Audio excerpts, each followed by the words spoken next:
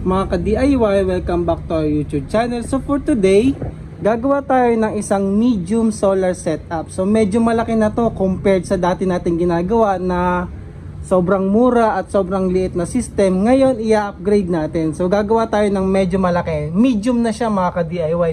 Kasi gagamit tayo ng dalawang 150 watts na solar panel. So total niyan ay 300 watts. Meron tayo ditong 100 Ah na Gentile Power Lithium Iron Phosphate battery. Meron tayong 400 watts na inverter. At syempre, meron din tayong MPPT charge controller na binili natin kay PoMR. So ayan no, upgraded na rin kasi hindi na PWM. Gumamit naman tayo ngayon ng MPPT charge controller mga ka-DIY. So dahil nga MPPT to, pwede tayong gumamit ng mas mataas na voltage. Pwede nating i-series yung ating dalawang solar panel. Siya nga pala magkaiba siya, pero dapat kapag bibili kayo hanggat maaari parehas na lang mga ka-DIY. Ito lang kasi meron ako, kaya yan na lang yung i-example natin. Pero maglalagay naman ako ng link dyan sa view product kay YouTube Shopping. Dalawang 150 watts ang bilhin nyo mga ka-DIY ha, huwag magkaiba. Sample lang natin to. Ito palang iba pa, ilalagay ko rin yung mga link ni Gentile Power, PoMR charge controller at saka itong ating inverter, ilalagay ko din sa link sa ating view product tsaka sa description. So ito nga pala ay super basic setup mga ka-DIY. So kahit wala ka pang alam sa solar, ito ay para sa iyo kasi basic na basic lang to mga ka-DIY at papadaliin natin para sa inyo. So hindi natin kayo papahirapan. So unang-una ilabas natin sa box yung ating MPPT charge controller. So yun yung pinaka main difference niya no, kapag MPPT versus PWM. Si PWM ano lang yan, hindi ka pwedeng mag series unless may 24 volt system yung PWM mo. Pero usually mga 12 volt nun, isang solar panel lang, puro parallel line yung gagawin mo. Ngayon ito MPPT pati, meron siyang maximum power tracking. So mas efficient siya compared sa PWM mga ka-DIY. Tapos pwede pa nga yun isi-series natin. Kaya sabi ko pwedeng i-series yung, ayun yung mga laman niya sa box manual. Pwedeng i-series yung ating dalawang 150 watts kasi naka-indicate naman dito kapag, tingnan natin mga ka-DIY sa specification niya ha.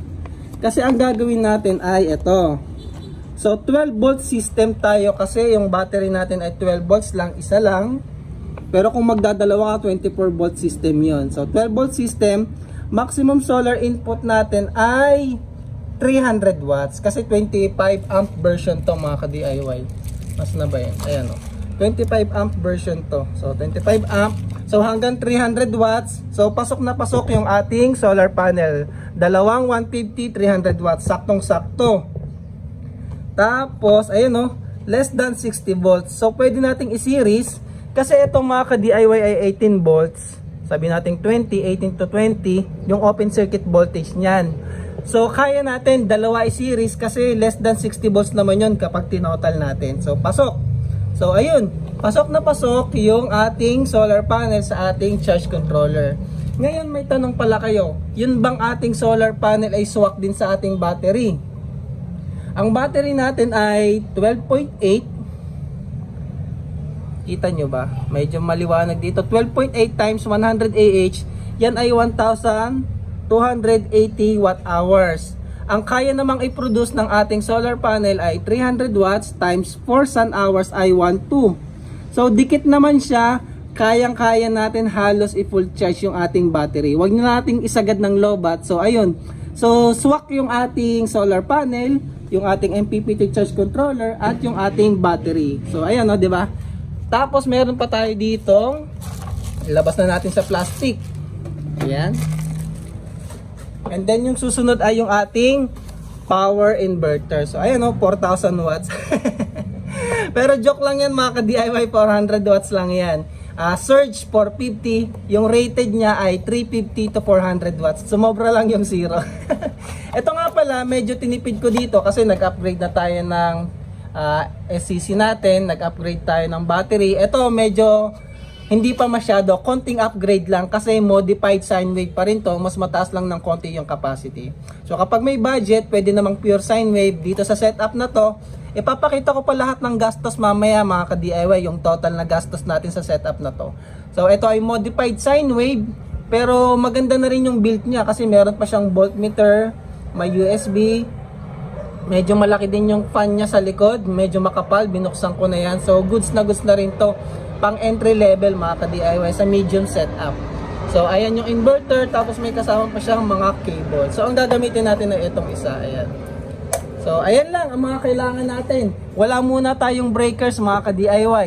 Sa upgraded version na lang natin yun. Abangan nyo yung part 2, explain natin yung wire sizing at saka yung paglalagay ng breaker. So ito naman, safe pa rin naman to kahit papano kasi small setup. Meron naman tong fuse sa loob, meron tayong BMS at meron namang mga protection din sa loob yung ating SCC. May mga overload protection yan mga ka-DIY. So hanapin natin.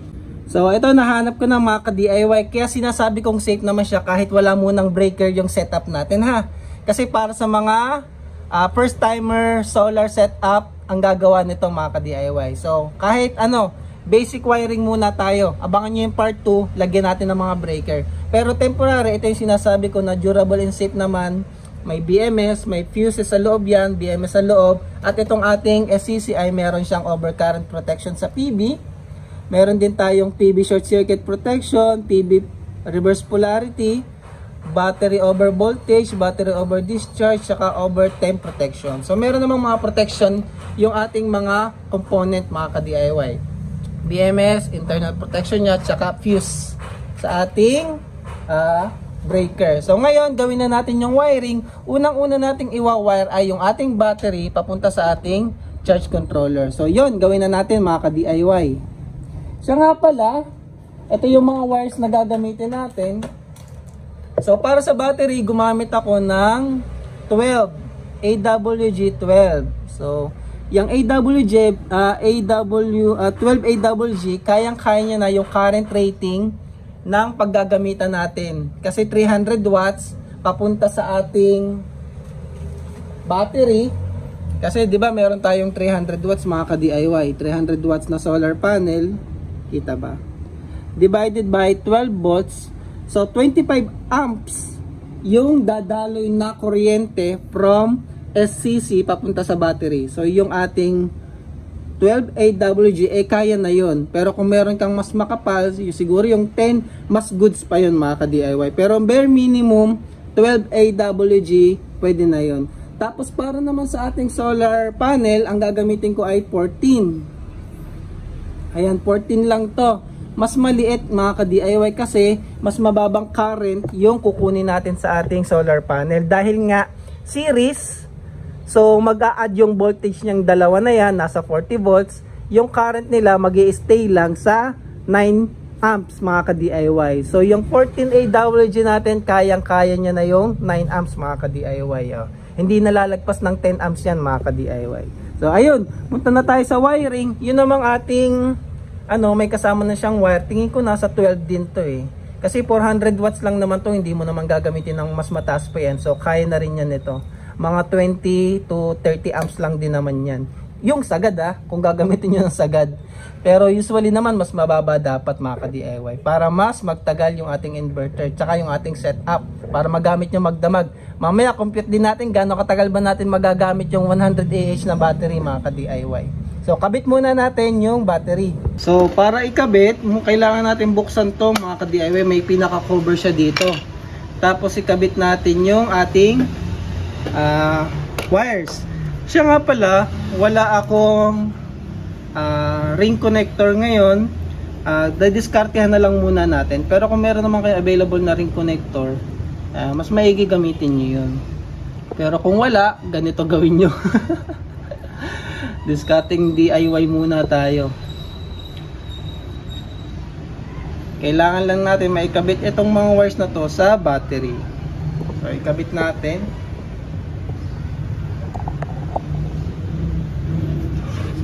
So unahin natin yung negative.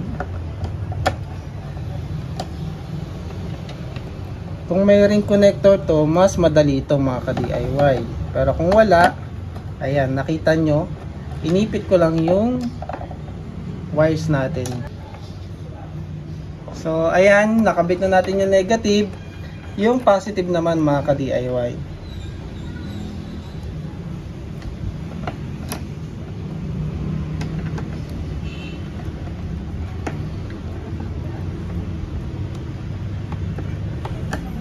ayan, nakabit na natin. Ngayon, ikabit naman natin siya sa ating SCC mga ka-DIY. So, meron naman yung naka-indicate na battery. Ayan o, battery positive at battery negative. So, unahin natin yung ating battery positive.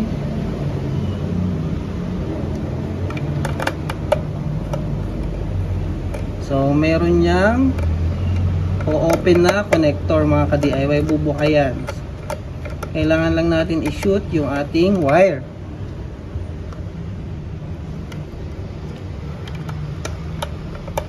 Tapos sa setting, kailangan lang nating baguhin yung battery type. Yun lang, battery type lang mga ka-DIY. So, yun naman ay nasa manual, so makikita nyo rin yun. So, ayun, nabuhay na kaagad yung ating SCC. May power na siya mga ka-DIY. Tanggalin natin yung plastic. So, nakikita nyo ba? Medyo, dim siya. Hindi kita, maliwanag kasi dito sa labas. Pero, ayan, nakakabit na yung ating battery. So, nakikita na dito is 13.1. So, sa setting, kita ba? Kita naman siguro, no? Pindutin nyo lang to, long press nyo yung battery. Ito, battery button. And then, mag-blink na yung SEL. Yung SEL kasi, naka-sealed lead acid siya. So, i-down lang natin para mahanap natin yung lithium iron phosphate na 4S, which is LO4. So, LO4 ang hanapin natin. So, ayan, LO4 na siya.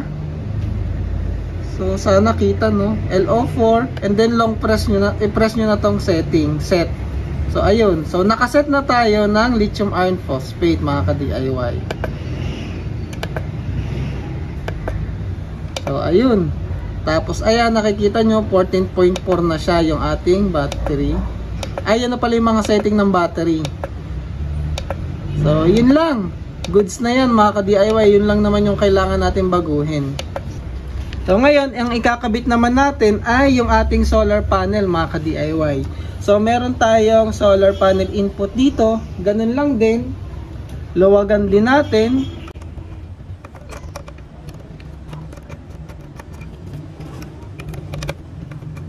Ayan.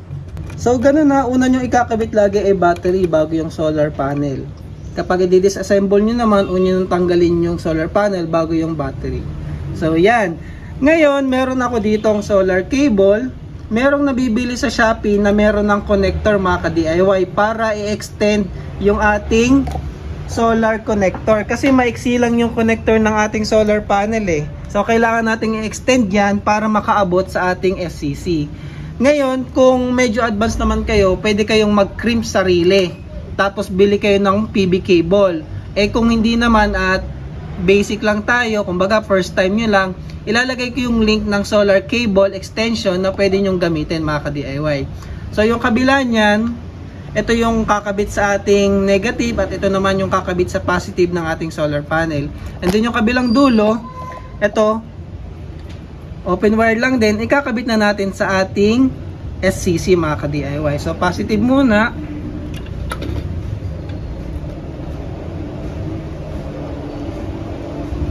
Pasok natin and then higpitan. So first time ko lang din gamitin tong Sipaw MR, no? Kung meron tayong mga ka-DIY na nakagamit nito, pa-feedback naman po sa comment, kamusta ba yung performance nitong SCC na to sa inyo? Okay ba? Wala bang naging problema mga ka-DIY? Kasi nagandahan lang kasi ako sa design niya. May iba naman kasing SCC na MPPT mga ka-DIY, meron ding Elejoy, ayan. Meron ding SRNE. So depende na lang sa budget nyo. So ayan, nakabit na natin yung ating solar panel cable. Cable pa lang, wala pa yung solar panel. So ayan, pwede nyo na siyang takpan ulit. Tapos halimbawa meron kang DC load na ilaw, pwede nyo dito ikabit mga ka-DIY. Eh yung ating inverter sa battery natin yung ikakabit.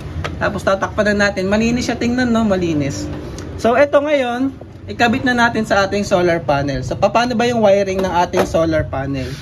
So, yung solar panel natin, so dalawa yan mga ka-DIY. Ito yung sa isang solar panel at ito pa yung isa. So dahil nga isi-series natin, kunin nyo yung positive nung isa at yung negative nung isa, pagkonektahin natin yan. So ayan, nakaseries na sila mga ka-DIY. May maiiwan yan na isang negative at isang positive. Diyan natin ikakabit yung kabilang side ng ating wire. So yung positive ay yung negative side at saka yung ating positive side. Ayan. So, ganyan lang yung wiring ng ating solar panel mga ka-DIY. Papunta na yan sa ating SCC. I-check natin. So, ayan, nakikita nyo, meron na tayong voltage sa ating solar panel. So, hindi ko sure kung nakikita ng malinaw, no? Ayun, no, meron tayong 34 volts mga ka-DIY na pumapasok sa ating SCC at charging na yung ating battery. So goods, 'di ba? Ganyan lang mga ka-DIY. Nakabit na natin yung solar panel sa ating SCC, yung battery sa ating SCC. Ngayon, ikabit naman natin syempre, kailangan din natin ng inverter para ma-connect natin yung ating mga AC load. Halimbawa, electric fan, mga AC light, at saka ano pa ba? Na mga basic na kailangan sa bahay. TV na maliit mga ka-DIY Mga maliit na setup lang to So ngayon ikabit naman natin yung ating inverter sa ating battery. So madali lang din naman, positive negative lang din naman to mga ka-DIY.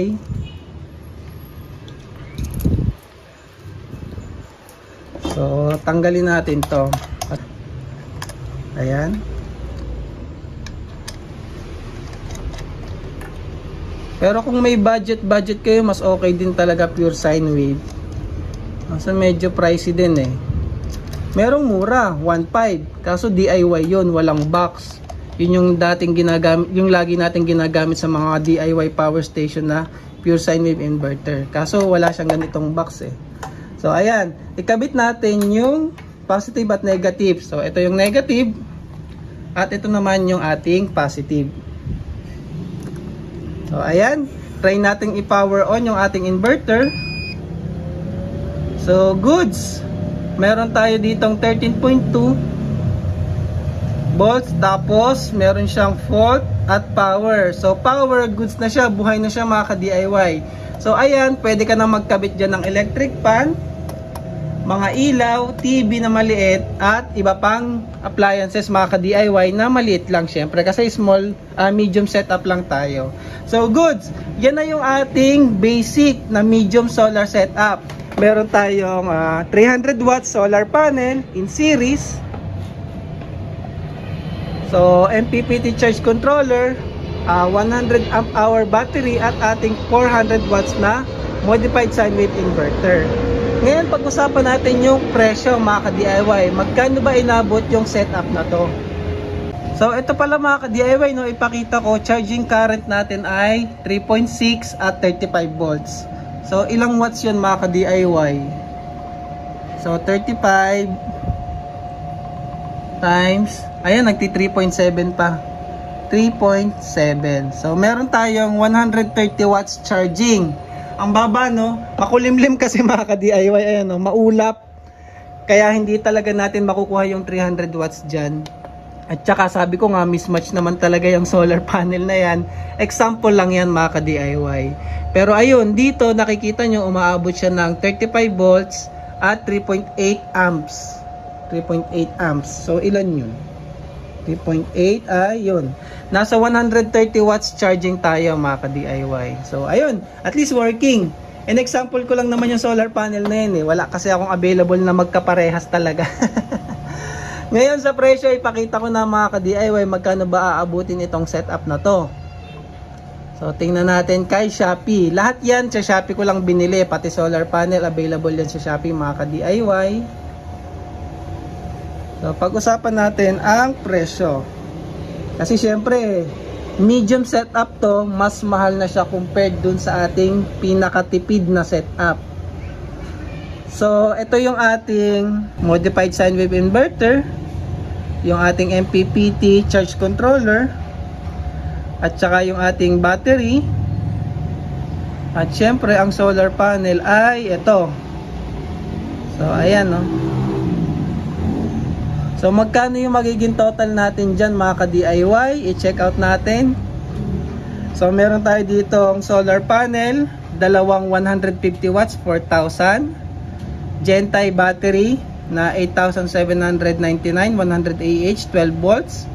800 na inverter, 800 pesos, at saka yung ating 1.3 na MPPT charge controller. So ang total natin ay 15,000 mga ka-DIY. Pero syempre may technique dyan. Gumamit kayo ng voucher. Ayun o, 1,200 voucher. So ang magiging ano na lang natin ay 13,800. So kaya nyo pang pababain yan mga ka-DIY. Diskartehan nyo lang ng voucher. So yung setup natin nasa 13,000 to 15,000 pesos. So meron ka ng 100 Ah na battery. Ang SCC mo or charge controller ay MPPT. Medyo entry level na inverter at saka 300 watts na solar panel. Ngayon pag-usapan naman natin ano bang magagamit ko dito sa setup na to na appliances. So sabi ko nga pwede naman yung electric fan, ilaw, TV. Ang tanong na lang gaano katagal magagamit. So pag-usapan natin meron tayong 12.8 volts na battery. 12.8 volts na battery times 100 Ah. So meron tayong battery capacity na 1,280 watt hour. So tandaan nyo na 1,280. Kung meron kang clip fan na 15 watts plus meron kang ilaw na 15 watts. So meron kang 30 watts. Ang tipid niyan mga ka-DIY. Eh kung meron ka pang AC fan na 50 watts. So meron kang total consumption na 80 watts mga ka-DIY. Ngayon para ma-compute gaano katagal magagamit, yung 1,280 i-divide natin ng 80 watts na load natin. So magagamit natin siya 16 hours mga ka-DIY. So ayun. So kung gusto mo siyang magamit ng 24 hours, kailangan mo magbaba ng load o kaya naman